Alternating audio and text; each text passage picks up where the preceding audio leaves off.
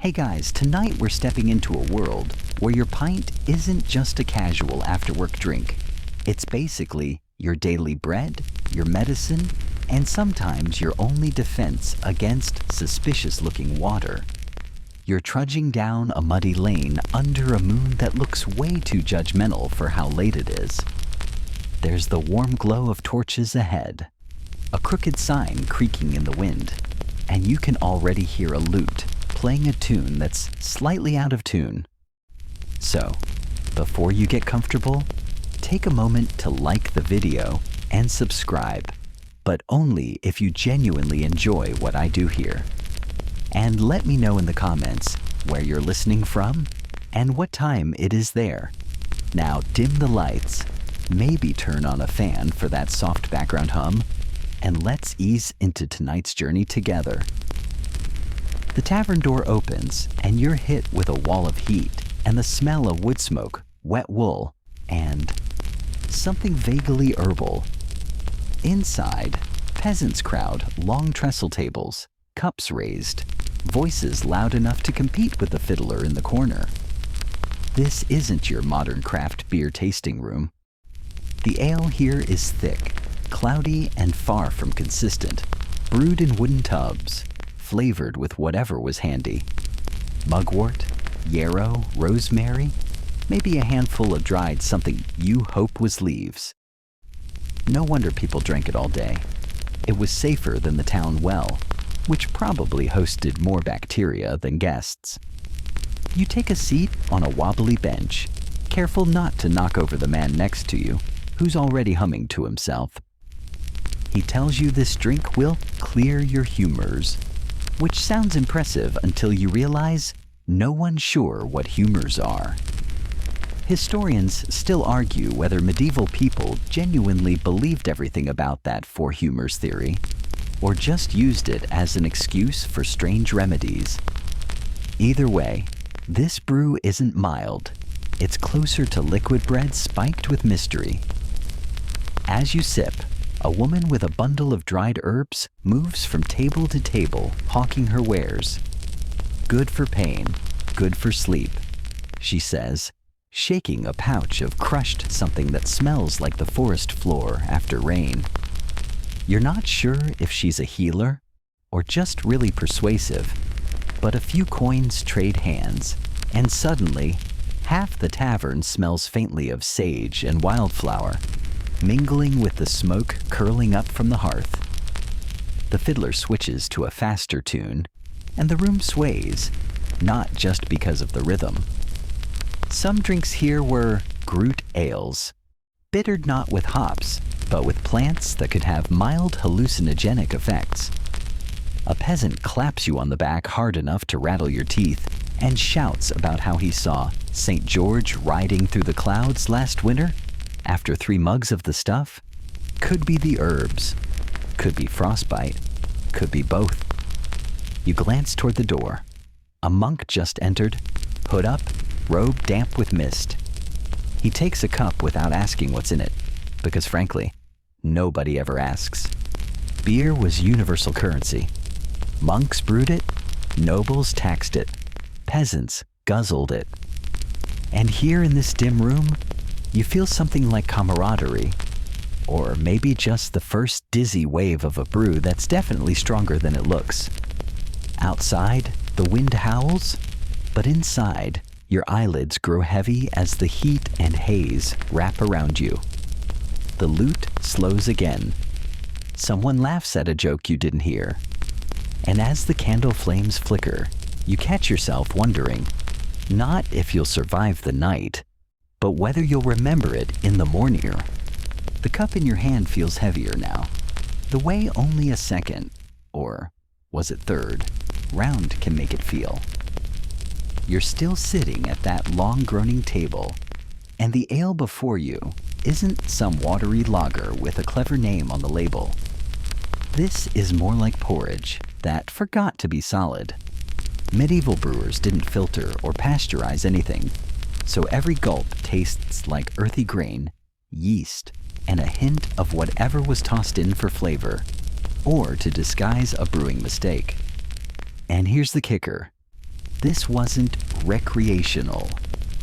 Ale was so central to life that people drank it for breakfast. Children, too. It was liquid nutrition and, compared to the local water, far less likely to kill you before noon. Some records even describe ale so thick you could practically chew it. People called it small beer if it was weak, strong beer if it had enough punch to knock out a mule. Historians still argue whether its alcohol content was lower than today's beer or just brewed inconsistently, so you never quite knew what you were getting. You take another sip. It's sweet, malty, almost syrupy. The peasant beside you winks and says this batch is as strong as memory itself. He leans close to tell you how, last harvest, someone drank too much and tried to dance with the mill wheel, an event everyone retells as a warning, but somehow they're all laughing. One of those jokes where you're not sure if anyone survived. The brewer herself comes over, wiping her hands on her apron. She explains proudly how she boils the mash in a big copper pot, lets it sit in open air to cool, then ferments it in oak casks until it tastes right. No thermometers, no timers, just nose, tongue, and instinct. You glance at the cask in the corner and hope her instincts are excellent tonight. A warm buzz spreads through you. The lute player's fingers stumble across the strings, but you can't tell if it's him or your vision. This ale doesn't just quench thirst, it sneaks up on you like a playful thief. The room tilts slightly, or maybe it's just the uneven floor. Someone starts singing about Saint Bridget turning bathwater into beer. Yes, that was a real legend. And for a moment, you picture a heavenly brewery where every mug stays full. In the far corner, two monks compare notes about brewing. Monastic beer was famous even then, better quality, safer, sometimes richer. They argue over whether hops, still a novelty in much of Europe, make beer taste bitter or simply more holy. You catch only fragments, but it's clear even they can't agree. The church taxed ale in some towns, brewed it in others, and drank it just about everywhere. Your head feels light now, and the shadows on the walls seem to sway in rhythm with the music. Someone slams a wooden cup down and demands another round. You're tempted to join in, though you're not sure whether your legs will agree. As you grip the bench to steady yourself, you wonder how anyone got any work done after a midday mug of this stuff. Then again, maybe that's why medieval plowing took all day. Slow and steady with frequent refreshment breaks. The candlelight softens. Your heartbeat matches the gentle hum of voices, and the tavern seems to float on a cloud of malt-scented air. Your thoughts drift. You imagine waking tomorrow with a head like a cathedral bell, swearing never again, only to be back here by sunset. The tavern smells different tonight. Sweeter, richer, less like wet hay and more like a bakery on its birthday. A jug of golden liquid passes into your hands, warm from the hearth, and the villagers grin like they've just bottled sunlight. Mead, fermented honey wine. You take a sip, and it's like drinking flowers dipped in warmth, smooth and syrupy, with just enough bite to make your ears tingle. This isn't the quick brew of barley and herbs. Mead takes time and care, which is probably why it shows up at weddings, feast days, and festivals where everyone's already inclined to sing off-key. Honey was expensive, but even peasants kept a hive or two if they could. Those buzzing little alchemists turned clover and wildflower into something that could make a whole room blush. Historians still argue whether early mead was always alcoholic, or if some recipes made a mild, almost juice-like drink for kids and the cautious. Judging by the rosy-cheeked crowd around you, this batch is definitely not for children. Someone nearby plucks a rebec, and the room's energy shifts.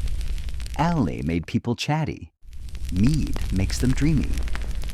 You watch a farmer sway like a tree in the breeze, humming to himself as though the world's a soft pillow. A woman with braids like ropes leans across the table to tell you about honey visions. Drink enough, and you'll dream with your eyes open. She swears she saw a white stag last winter that led her safely home through a snowstorm. You're not sure if that's divine intervention or just an overgenerous pour. The brewer explains how she boiled honey with water, sometimes adding herbs or fruit, then let it sit in clay jars to ferment. No two batches taste alike. Some are crisp and light, others as thick as syrup. Tonight's is heavy. Each swallow slows your thoughts, stretches the notes of the music until they seem to hang in the rafters. The glow from the hearth makes everyone's faces look gilded, as if the drink itself is painting them in gold. And there's the faintest hint of spice, cinnamon or maybe cloves, expensive imports that nobles love to toss around to show off their wealth. A merchant at the table brags that in London or Bruges, people will pay silver for a single jar of saffron or nutmeg. He claims he once tasted a royal mead infused with rose petals so strong it made courtiers giggle through entire banquets. Historians still debate whether this is exaggeration or simply what happens when you mix prestige with fermentation. As the night deepens, the songs turn slower, voices lower, laughter softer. Mead isn't rowdy. It's warm and round, like being wrapped in a fur cloak. You feel it in your chest, not your head, a gentle thrum rather than a dizzy buzz. Someone passes you a honey cake, and you're not sure if you're eating or just holding it in your hand while the music drifts like smoke. The fire hisses, throwing sparks like tiny stars, and your eyelids grow heavy. A couple at the far table begin a toast to St. Ambrose, patron of beekeepers, asking for more sweetness in life and fewer stings. You raise your cup in lazy solidarity. The honey clings to your lips, and for a moment, you think maybe the white stag will show up after all, antlers glowing in the doorway, ready to lead you wherever this golden haze wants to go. Your cup changes shape now, narrower, taller, polished with a care no peasant tavern would waste on wood. The liquid inside glows ruby red in the torchlight, fragrant with spices. Wine. But not the kind you uncork for a quiet evening. This is medieval claret, sharp and heady. And you're sitting at a table long enough to seat 50 noble guests, each one pretending to listen to the Lord at the head, while secretly eyeing the next refill. Wine in the Middle Ages wasn't just for kings and bishops, though they certainly hoarded the best. Vineyards blanketed France and Italy, their produce shipped north in fat-bellied casks. Ordinary folk might water it down so heavily it barely counted as wine at all. To purify the water, people said. Historians still argue whether that dilution was really for safety or just to make expensive wine last longer. Either way, tonight's vintage is strong enough to fog your thoughts after a single gulp. A servant glides by, sprinkling cinnamon into cups like it's as common as table salt. Spiced wine was fashionable among the wealthy.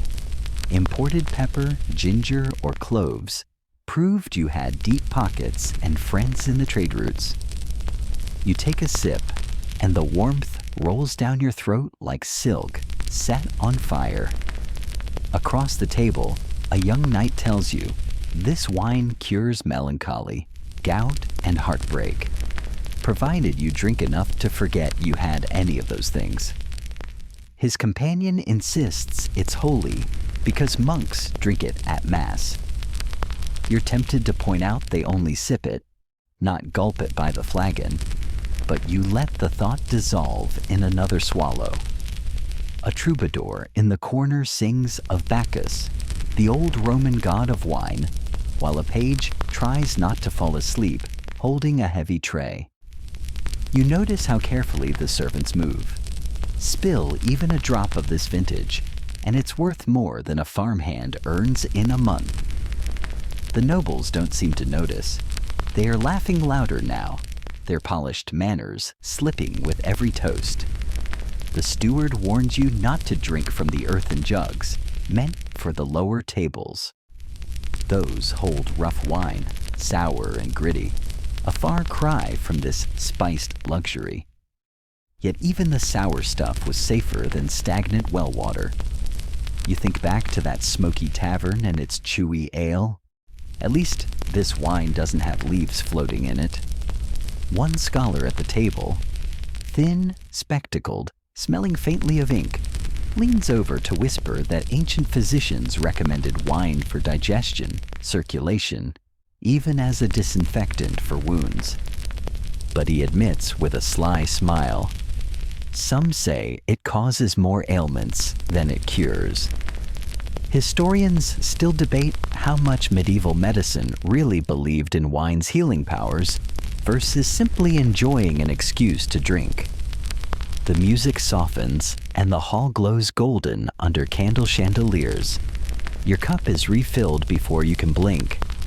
The spiced aroma rises like a warm fog, and you feel your body sink deeper into the carved oak bench. Somewhere beyond the tapestries, the wind rattles the shutters, but here, the only storm is in your bloodstream. Voices blur together, praise for the vintage, gossip about court intrigues, an argument over whether watering wine down dishonors it or just keeps the headaches away. You can't decide if your head is light or heavy, only that your smile won't quite leave your face. As a page clears the table for the next course, you realize you've been clutching your goblet like it's a lifeline. The great hall fades, and now you're stumbling along a moonlit path at the edge of a forest. The air smells damp and green, your boots sinking into soft moss. Lantern light flickers ahead, where a group of villagers kneel in a clearing, gathering small brightly colored caps sprouting from the earth. No one is singing, no one is shouting. Their whispers sound like secrets too heavy for daylight. Magic mushrooms. Well, magic is what people call them centuries later. Back now, they're just strange fungi that folk healers say can help with sight. Some swear they cure melancholy or sharpen prayers. Others claim they open doors you'd rather keep shut. Historians still argue whether medieval people used them for visions or simply confused them with edible mushrooms and hoped for the best. A barefoot man with wild hair beckons you closer. He drops a red-capped mushroom into your hand and warns, "Only a bite. Too much, and you'll see things you can't unsee." His grin doesn't help you feel reassured. You glance at the others. Some chew carefully, eyes half-lidded, while one woman stares at the treetops as though expecting them to move. Maybe they are moving, or maybe the wind is just strong tonight.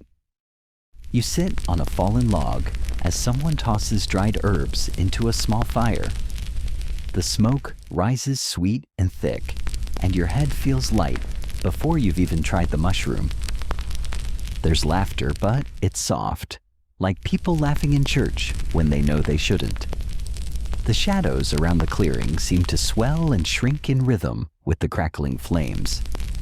The barefoot man tells you stories. Vikings who bit into strange mushrooms before battle to feel no fear. Monks who fasted and swore the visions came from God, not their stomachs. He claims witches use fungi to make ointments that let them fly, not on broomsticks, but in dreams, soaring over hills and rivers while their bodies lie still. Whether any of this is true or just tavern gossip carried into the woods, you can't say. You finally taste the edge of the mushroom. Earthy, bitter, not exactly pleasant. Your stomach protests, but the firelight suddenly seems brighter, the forest deeper, the night alive in a way it wasn't a moment ago. Someone hums an old harvest tune, and the stars overhead pulse gently, as though nodding in time. A healer sitting nearby mutters that such plants are gifts if used wisely, curses if not. She warns that certain mushrooms, amanita with their white speckled caps, can sicken or kill. But she also says that taken carefully, they bring clear dreams and let people speak to saints or ancestors. Whether she believes this herself or simply knows it, sells well at market, you can't tell. Your thoughts drift. The forest smells sharper now, pine and wet soil as vivid as ink on parchment. The fire crackles louder, almost like words you can't quite make out. A crow calls in the distance, and its voice feels closer than it should. You blink, unsure if your eyes are open or closed. The barefoot man waves his hands over the fire, casting huge dancing shadows. You swear one shadow looks like a rider on horseback, another like a stag leaping through trees. Are they tricks of the light, or something else entirely? The world feels soft-edged now, like the moss beneath you. The night air strokes your face, as though the forest itself is breathing with you. Whether these mushrooms bring truth or just confusion, you realize you're not worried. You're just very, very awake in the middle of the sleepiest woods you've ever known. The forest fades behind you, and stone walls rise in its place, cool, silent, echoing with distant footsteps. You're in a monastery now, cloisters lit by wavering candlelight. The air smells faintly sweet, not from incense this time, but from something richer. Resinous. Opium. A monk leads you through a narrow corridor lined with shelves of glass jars. He whispers about the tears of the poppy, a thick brownish resin collected from the scored heads of sleep poppies. Ground carefully and mixed into wine or honey, it eases pain, quiets coughs, and sometimes, he admits with a wry look, sends the soul on journeys it wasn't expecting. You pass a workshop where a mortar and pestle scrape softly. A brother kneels, grinding the resin into powder, careful as though making gold dust. He explains how pilgrims and merchants brought this substance along trade routes from the Middle East, and how physicians prized it more than any herb in the garden. Historians still argue whether medieval doctors truly understood its addictive nature, or simply saw it as a miracle that dulled agony and calmed the dying. The monk presses a small bead into your hand, black and sticky. Prayer bead, he says, though you suspect no one's actually praying with this one. Some say opium was rolled into tiny pellets that travelers tucked into belts or rosaries, medicine on the go. You slip it between your fingers and catch its heavy floral scent. In the infirmary, a young novice tends to an injured farmer. He stirs poppy resin into warm wine and lets the man drink until his eyelids flutter. For pain, the novice says softly, and for sleep. You can't help noticing how easily the man drifts off, face slack with relief. Later, in the candlelit chapel, a few monks sit in silent prayer after a long day of work. One of them sways ever so slightly, lips murmuring words too slow to catch. You wonder if it's devotiona or the lingering haze of the same medicine used to ease fevers and soothe aching bones. You try a sip yourself, a thimbleful, no more.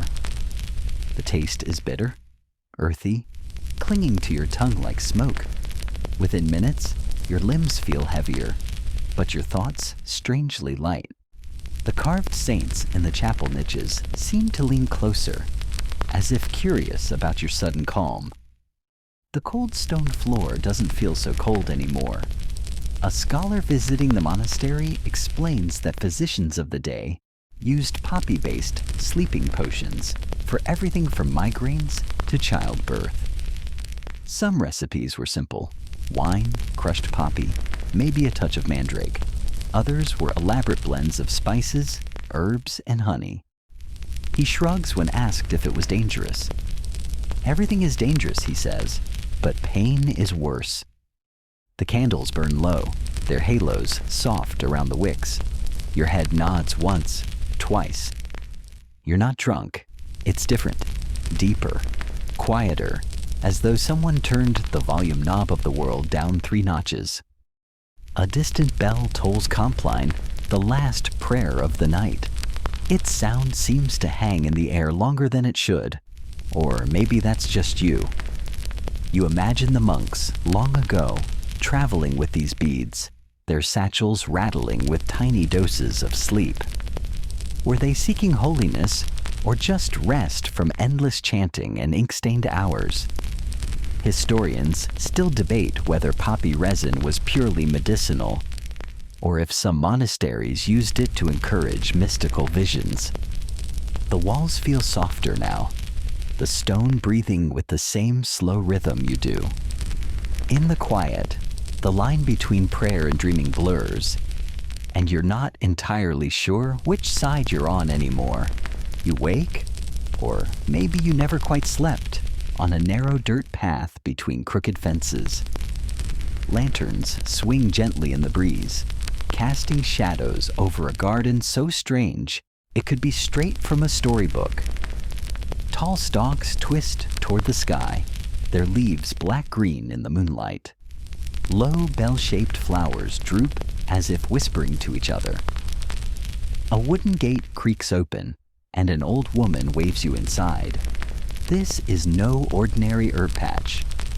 Mandrake with its forked roots, belladonna with its glossy berries, henbane with its pale yellow blooms, all plants whispered about as witches' tools or healers' treasures. The truth? Even scholars can't quite decide.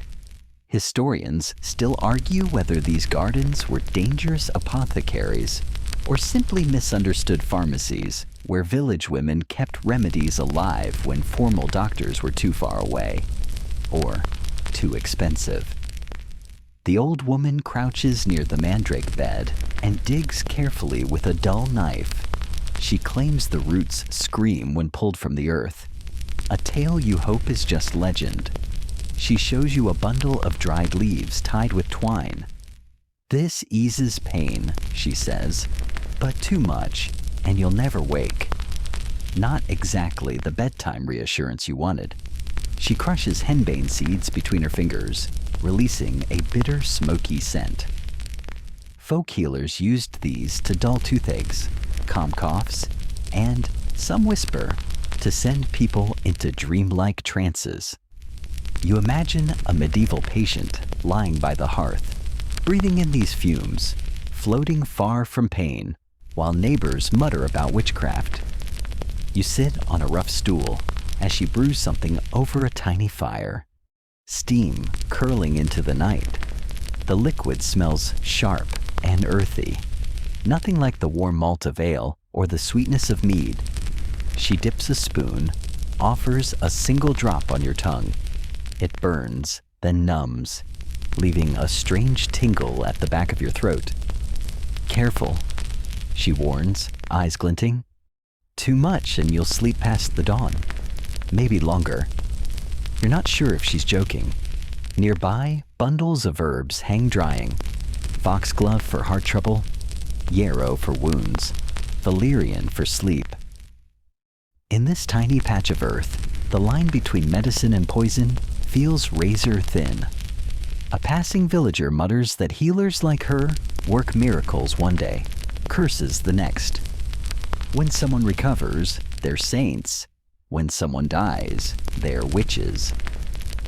You glance at the crooked fence again, part protection, part warning.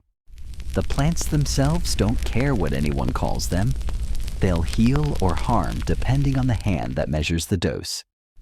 You breathe in the mingled scents, sweet, bitter, sharp, and your head feels slightly light, as if the night air itself carries a spell.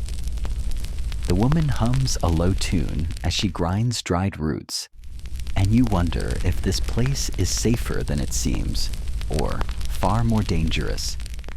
The moon rises higher, painting the garden silver. Somewhere beyond the gate, a church bell tolls midnight, but inside the fence time feels slower, thicker, as though the herbs are watching you as closely as you're watching them. The crooked garden drifts away, and now you're back in a dim workshop lit by tallow candles. Shelves sag under jars of powders, bundles of dried roots, and vials of unidentifiable liquids. The air is thick with smells you can't place. Sharp, smoky, sour, and sweet all at once. A physician in a heavy robe waves you closer with inky fingers, beaming as though you're his favorite test subject. On the table before him lies a collection of medieval remedies. Some look reasonable: mint for stomach aches, lavender for sleep. Others look, well, deeply questionable. He picks up a small clay jar and grins. Crocodile dung, he says proudly, imported from far-off lands, mixed with oil to protect the skin from sunburn. You blink. That's not exactly SPF 50. He shrugs. People swore by it. You suddenly decide you'll take your chances with Freckles. The physician rattles off more examples, each stranger than the last. Powdered emeralds ground into drink to cure poison, because nothing says healthy like swallowing crushed gemstones. Roasted mice for whooping cough, a poultice of earthworms for headaches. Historians still argue whether these concoctions came from sincere belief or desperate experimentation, but clearly some treatments did more than heal. They accidentally made patients feel delightfully lightheaded. You're handed a tiny cup of something meant for melancholy. It smells like resin and vinegar, laced with herbs you recognize from the healer's garden. Henbane, maybe belladonna. The physician claims just a drop will lift the spirits. You try it. The taste is awful, like someone boiled a forest in wine, but within minutes your limbs tingle and your face feels warm. Whether it's curing sadness or simply making you too dizzy to care, you're not sure. Nearby, an apprentice grinds dried poppy heads with saffron and honey, creating a sticky paste used to calm restless patients. Another tends to an open brazier, tossing herbs into the coals to fumigate the room. The smoke rises thick and perfumed, and your head spins pleasantly, even without tasting anything. A merchant visiting the workshop boasts that his last shipment of nutmeg nearly bankrupted 3 noble families. Spices weren't just flavor. They were status, medicine, and sometimes a mild intoxicant. He swears too much nutmeg can make you feel light as a ghost, though you're not inclined to test that claim tonight. As you wander past the shelves, you spot strange tools. Bronze syringes for enemas. You decide not to ask what went inside. Tiny glass cups for bloodletting, and waxed pouches of powders labeled only with cryptic symbols. It's hard to tell if this is a clinic or a kitchen run by someone with a very poor sense of taste. The physician pats your shoulder warmly. Most of these help, he says, if you know the dose. Too much, though. He leaves the thought hanging as he tips a bit of dried henbane into a pot. Let's just say some patients drifted higher than they expected. The candles burn low, and the mingled smells grow stronger. Bitter herbs, sweet spices, resinous smoke. Your eyelids grow heavy, though your heart beats a little faster. You wonder how many medieval patients left such workshops cured, and how many simply left feeling woozy, cheerful, or the workshop melts away, and you find yourself standing inside a drafty hall where the floor is sticky with spilled wine. The feast is over, but the party is not. Nobles slump in carved chairs, servants dodge between tables stacked with trenchers and jugs, and the sound of a lute drifts lazily through the haze of torch smoke. A long wooden board groans under the weight of what's left. Cold pheasant, wheel after wheel of cheese, candied fruit glinting like jewels. At the high table, a portly baron gestures for you to sit. His cheeks are flushed, his crown crooked. "Drink," he insists, slapping down a goblet sloshing with spiced wine. The liquid glows deep red, heavy with cinnamon, cloves, and something else. Maybe nutmeg or even crushed rose petals. You sip cautiously. It's sweet, heady, and warmer than it has any right to be. Around you, men and women laugh too loudly, trading secrets with loose tongues. Some slide off benches to dance barefoot, weaving between dogs licking the floor clean. One knight tosses handfuls of coins at the musicians just to make them play faster. You realize quickly this isn't just wine at work. Someone has laced the punch bowl. At the far end of the hall, a monk stirs a pot of hippocras, a favorite medieval drink for both merriment and medicine. It's wine steeped with spices and sometimes fortified with herbs meant to cheer the heart. He assures you it keeps away winter's chill and strengthens the blood. But judging by the noblewoman giggling as she tries to balance a whole roasted quail on her head, it may also loosen one's grip on dignity. A page whispers proudly that his lord once imported sacks of pepper and nutmeg at 10 times their weight in silver, just to season his personal stock of wine. "A pinch makes you bold," the boy says, "but too much makes you bold and sideways." Judging from the wobbling dancers, tonight's cook wasn't measuring carefully. A troubadour begins to sing of wine that makes kings forget their crowns. His song earns applause and a scattering of coins. He winks at you as he strums, clearly more sober than the rest. Servants pour cup after cup, careful not to let any vessel run dry. Wine wasn't just for pleasure. It was safer than water in many towns, and often used to carry crushed herbs, roots, or spices as a kind of tonic. That tonic just happened to make everyone friendlier. You try another sip, and a warmth spreads through your fingers and toes. The candles blur into soft halos, and the hall seems brighter than before.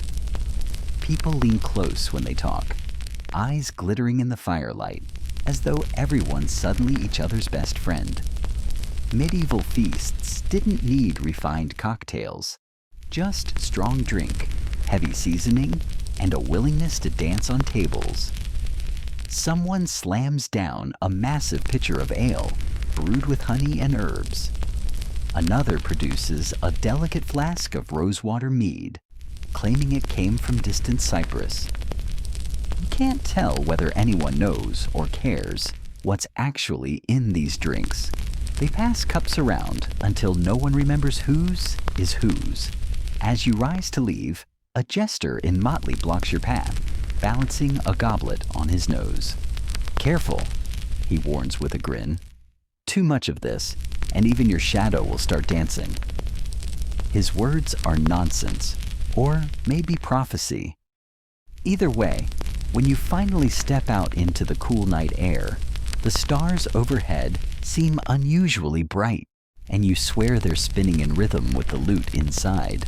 When the laughter of the feast fades, you find yourself standing at the edge of a hunting lodge in the thick of a winter forest.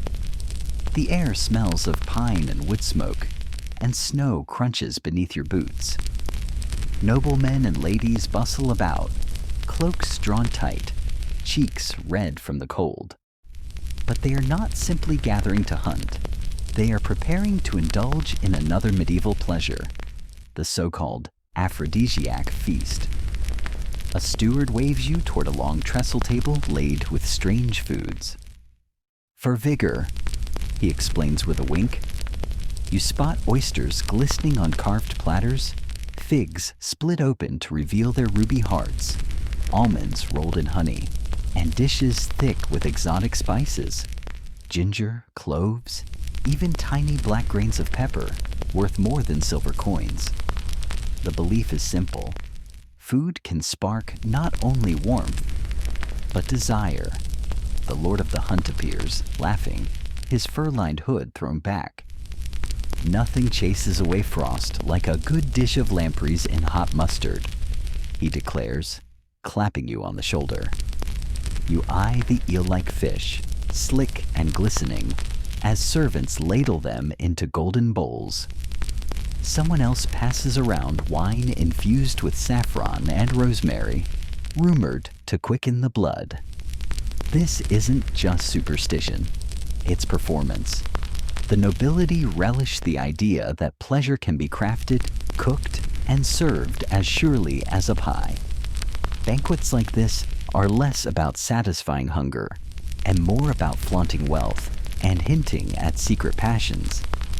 After all, oysters don't grow in mountain streams, figs don't sprout in frozen soil, and saffron doesn't fall from northern skies.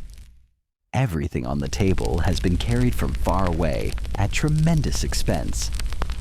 A young lady in a crimson gown leans over a tray of candied ginger and whispers, "They say a bite of this makes the heart beat faster." She pops a piece into her mouth, then offers one to you with a mischievous smile. Before you can answer, a herald bursts in, announcing that the hounds are ready and the hunters will ride at dawn. Groans rise from the hall.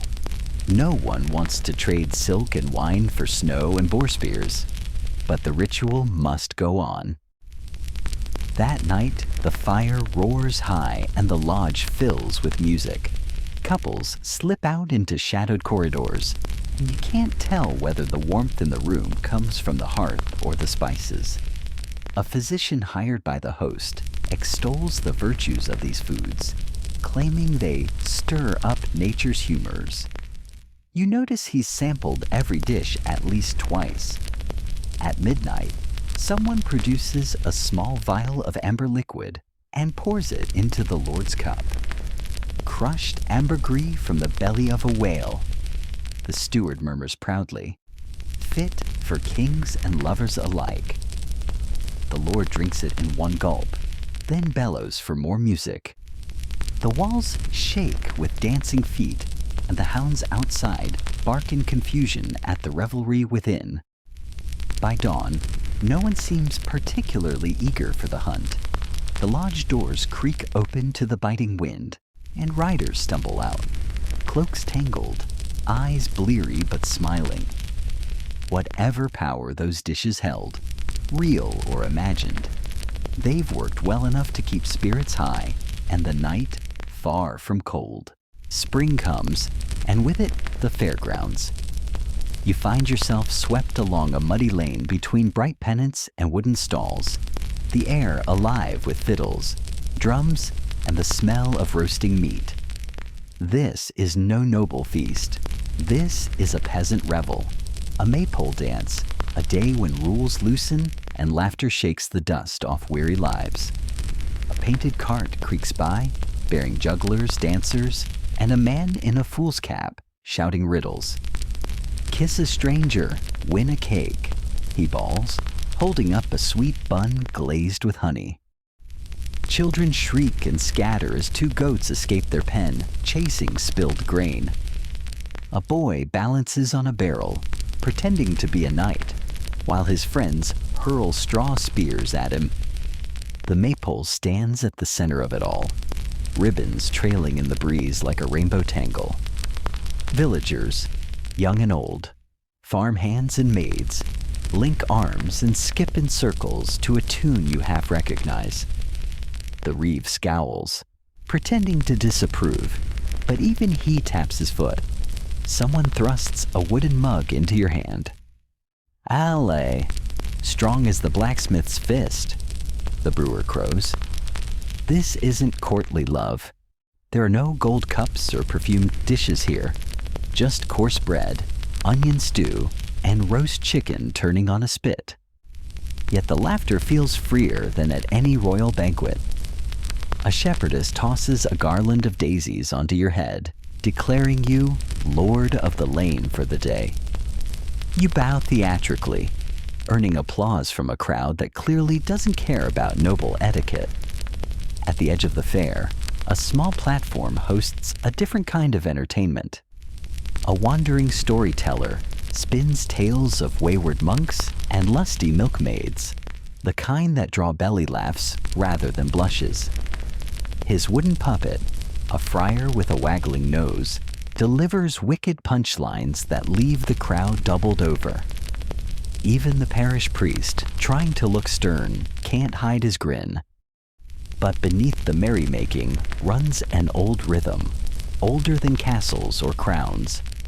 The turning of the seasons, the promise of planting and harvest, the brief window when people can set down their tools and remember they are alive. Love here isn't polished. It's earthy, unashamed, and full of music. You catch the eye of a farm girl as she leaps past, hair flying, cheeks red from dancing. She presses a wildflower into your hand before vanishing back into the whirl of ribbons. By dusk, the fair has become a riot of torchlight and singing. Peddlers call out last bargains, sweethearts vanish into the shadows behind hay wagons, and someone strums a lute under the stars. You realize that, court or village, palace or pasture, the human heart beats to the same tune. Only the costumes change. As you leave, the fool you saw earlier tips his cap. "Remember this, traveler," he says, suddenly serious. "Kings may command feasts, but joy is something you make yourself." You leave the village fair behind and wander through quiet fields where the moon rises like a silver coin. The night smells of dew and tilled earth, and your boots sink softly into furrows. But the stillness doesn't last long. Ahead you hear the unmistakable sound of clashing swords, metal ringing sharp against metal, echoing in the darkness. Curiosity pushes you forward. In a meadow lit only by starlight, two armored men are dueling. They're not enemies on a battlefield, but nobles settling a matter of pride. The combat is brutal, yet oddly formal. Measured steps, shouted oaths, and the scrape of steel against chainmail. A third man, acting as a witness, holds a torch and mutters prayers that no one ends up dead tonight. You quickly learn the cause of their quarrel. A lady of the court, whose name you overhear but wisely pretend not to remember, has given her favor to one knight and the other feels betrayed.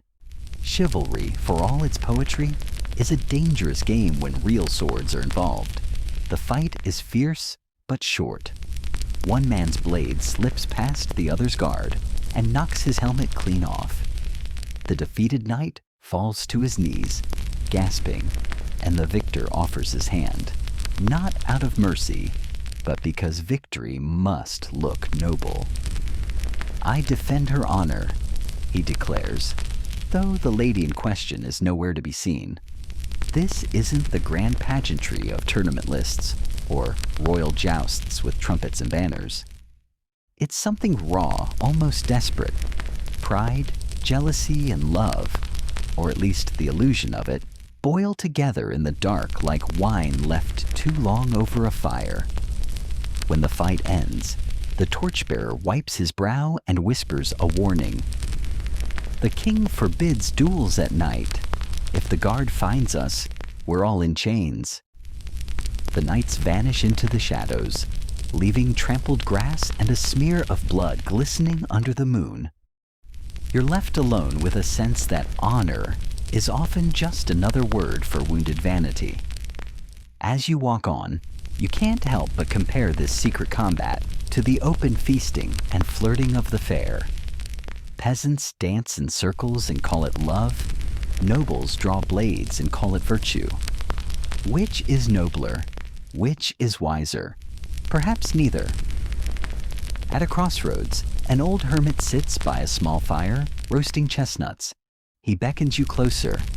His eyes are sharp despite his years, and he seems to have witnessed more of human folly than most kings.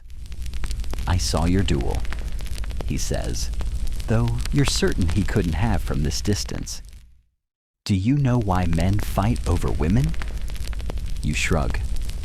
"Because they do not know how to fight themselves," he answers simply, handing you a warm chestnut. "Love," he continues, "is the one war no sword can win. It burns hotter than steel, yet no fire leaves less ash." He chuckles softly, as though remembering some old mischief of his own. By the time you reach the next town, the sun is rising pale and cold. You've passed from a night of rustic joy to one of noble rage, and both feel strangely similar. Loud, foolish, and achingly human. By midday, the road carries you to the gates of a walled city, a place of bustle, banners, and sharp smells, roasting meat, horse dung, and freshly tanned leather.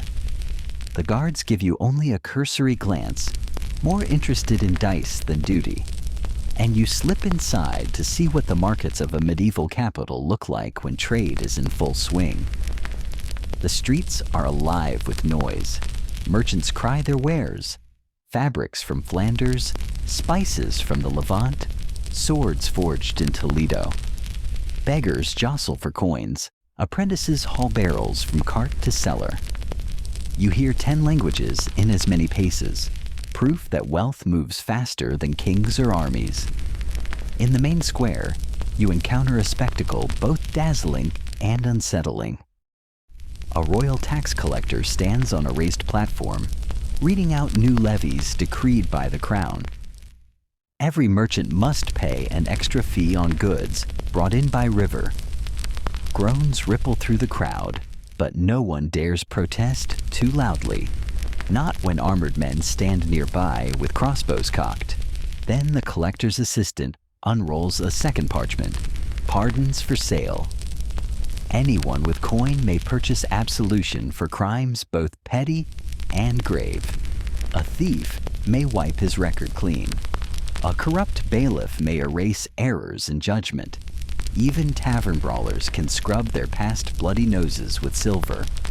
The hypocrisy is so thick, you could carve it like cheese. A butcher curses under his breath, muttering that heaven itself must be running a side market. A monk passing by shakes his head, but says nothing. Gold has a way of silencing the loudest sermons. Not far from the square, you notice a more hidden economy. The trade of secrets. 2 courtiers whisper in an alley, exchanging a purse for a slip of parchment. Across the street, a guildmaster slides a coin to a city scribe, ensuring that a certain competitor's name never appears on official rolls. Power is a marketplace, and its coin is not always minted metal. Yet even amid this corruption, life goes on with relentless energy. Children chase each other around stalls, nearly upending baskets of figs. A minstrel plucks a lute and sings of some long-dead knight who loved too well and fought too hard. A foreign trader offers you candied almonds, sweet and sticky, as if to say, not all bargains are poison. In a quieter corner, you step into a small chapel to rest. There, a priest tends to travelers with kindness, giving bread and blessing without weighing either on a scale. His voice is soft, his hands steady. He seems untouched by the greed outside, proof that not every soul is for sale. When you leave the city by dusk, your head swims with contradictions. Medieval life is a tapestry of splendor and squalor, faith and fraud, stitched side by side. You've seen peasants gamble for a crust of bread, knights duel for pride, and now officials sell both justice and mercy as if they were bolts of cloth. Yet somehow, in this noisy, grasping world, there are still moments of sweetness. A shared smile, a song in the marketplace, a cup of wine freely given. Perhaps that is why people endure so much, because even under the weight of tyranny and taxes, human hearts still find ways to be generous. Night on the road has its own rhythm. You travel under a waning moon, its pale light silvering the hedgerows. Owls call from distant barns, and the occasional fox darts across your path, red fur flashing before melting into shadow. The quiet feels almost holy after the racket of the city. Ahead lies an old abbey, its stone walls weathered by centuries of wind and prayer. Pilgrims stop here to rest, but you've heard other stories too. Rumors of monks who trade relics not for devotion, but for profit. Inside, candles flicker in narrow windows, promising warmth. You step through the wooden gate, and the air smells of beeswax and fresh bread. The abbot greets you with serene courtesy, yet his eyes measure you like a merchant gauging a bolt of cloth. As he leads you through cloisters lit by torchlight, you notice locked chests and sealed doors, not the open hospitality of pure faith, but the guarded halls of a banker. At supper, the monks chant blessings before serving hearty stew. Conversation is hushed, yet not silent. You overhear fragments. Which noble has sent gold? Which relics have arrived from Rome? Or at least from a clever craftsman in Florence?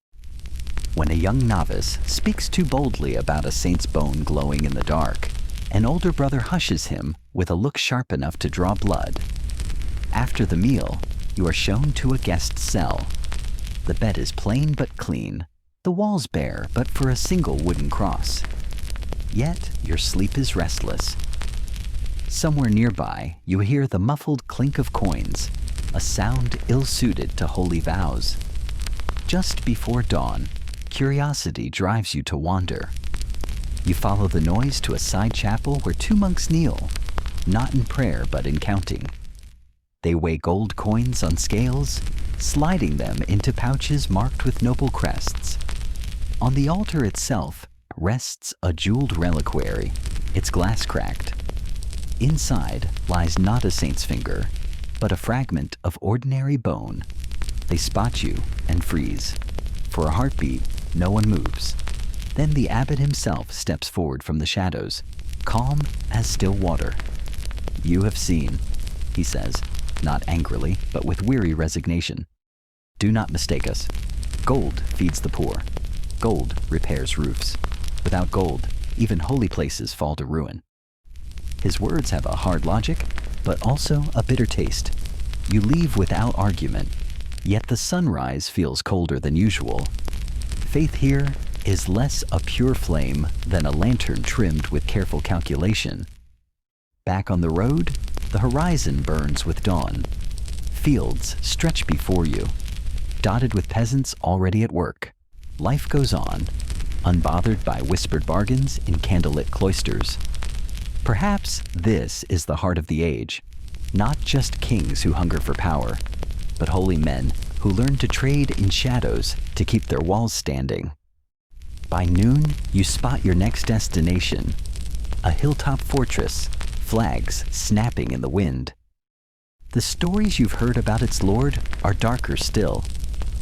If greed has corrupted monks, what might ambition do to a knight with an army at his back? The hilltop fortress dominates the countryside like a clenched fist of stone. As you climb the winding road, peasants hauling grain carts step aside, bowing low, not in reverence, but out of fear. The banners above the gate bear the sigil of a black boar, a creature known for charging straight through anything in its path. At the gatehouse, soldiers in mismatched armor eye you with suspicion. Their captain waves you through after inspecting your letter of passage, but his smirk suggests you've entered more a predator's den than a noble household. The courtyard bustles with activity, blacksmiths hammering swords, grooms tending war horses, and mercenaries sharpening blades in the open sun. This is not the peaceful keep of a lord protecting his lands. It is an armed camp preparing for blood. Inside the great hall, the lord himself reclines in a high-backed chair, boots propped on the table. His hair is streaked with gray, but his eyes gleam with restless hunger. Around him, courtiers and hired knights laugh too loudly at his crude jokes. The walls are hung not with tapestries of saints, but with captured banners from defeated neighbors. He welcomes you with exaggerated warmth, slapping your shoulder as though you're an old comrade. Over wine, he boasts of his conquests, how he seized one estate after another under flimsy pretexts, how he starved out a rival baron by damming river, how peasants who resisted his taxes now hang from roadside gibbets as a warning. His voice never lowers when he speaks of these cruelties. To him, they are not sins, but trophies.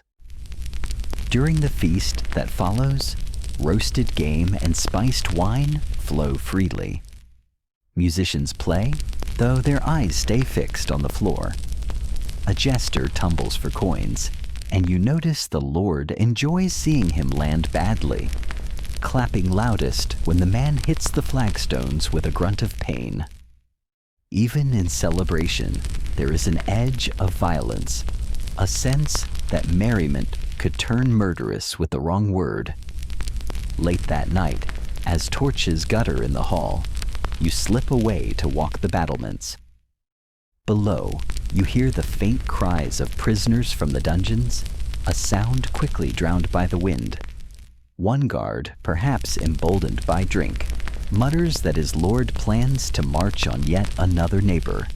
This time, not for land, but simply to test how fast his new mercenaries can burn a village. You realize the pattern.